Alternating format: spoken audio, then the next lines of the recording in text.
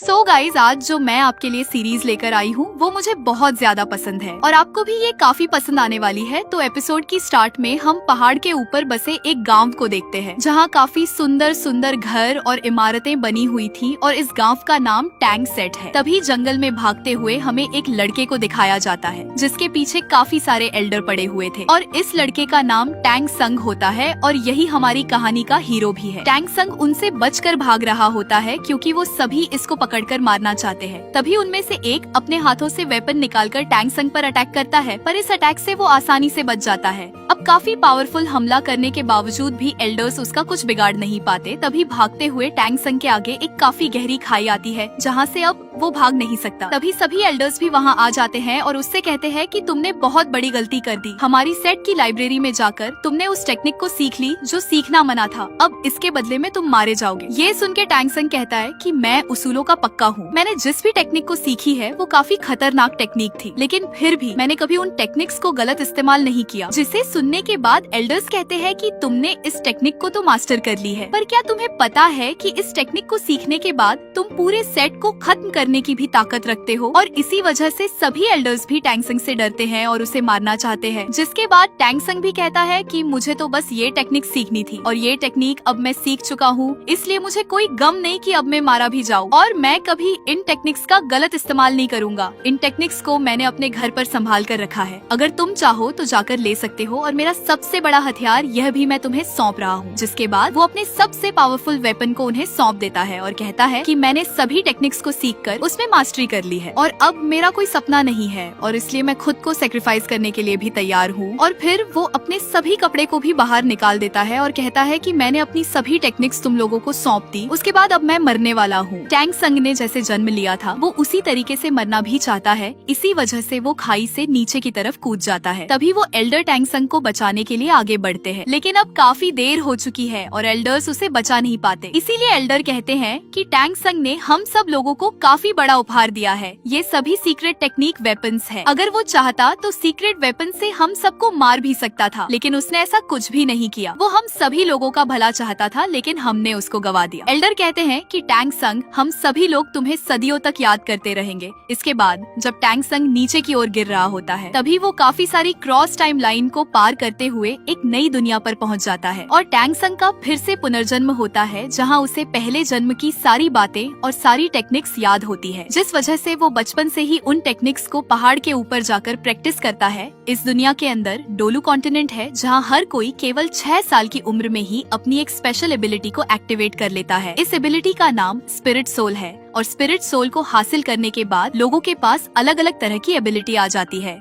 एक दिन जब टैंग संग पहाड़ से प्रैक्टिस करते हुए वापस आ रहा होता है तो उसे पता चलता है कि इस साल नए बच्चों की एबिलिटी जगाने के लिए एक स्पिरिट मास्टर उनके गांव में आ रहे हैं। इस स्पिरिट मास्टर का नाम सो यू ताओ है और ये रैंक 26 का स्पिरिट ग्रैंड मास्टर है। असल में यहाँ की कल्टीवेशन 1 से 100 तक बटी हुई है और इनमें 1 से 10 की रैंक वाले को ट्रेनी कहते हैं, 10 से 20 वाले को स्पिरिट मास्टर कहते हैं, 21 से 30 वाले को स्पिरिट ग्रैंड मास्टर कहते हैं, 31 से 40 वाले को स्पिरिट एल्डर कहते हैं और ऐसे ही इनकी रैंक के अनुसार यह बटे हुए हैं। और इनके बारे में हमें अब आगे पता चलेगा। अब सब बच्चों की एबिलिटी सुधारने के लिए इनके गांव का हेड सारे बच्चों को इकट्ठा करता है। अब गांव के सारे बच्चे एक साथ इकट्ठा होकर एक बिल्डिंग में जाते हैं जहां पर स्पिरिट मास्टर एक एक करके उनकी एबिलिटी को जगाता है। वहां पर टैंग संग भी मौजूद है और वो भी यहाँ अपनी एबिलिटी को अवेकन करने आया होता है, जहाँ मास्टर उनकी एबिलिटी को जगाने से पहले सब बच्चों को अपनी शक्ति दिखाता है और अपने अंदर एक भेड़िए जैसी शक्ति बुला लेता है, जिससे सब बच्चे बहुत हैरान हो जाते हैं और काफी एक्साइटेड भी हो जाते हैं। जिसके बाद एक एक करके बच्चे अपनी स्पिरिट सोल को जगाने के लिए आगे आते हैं। अब जो पहला बच्चा आगे आता है उसकी स्पिरिट सोल एक दरांत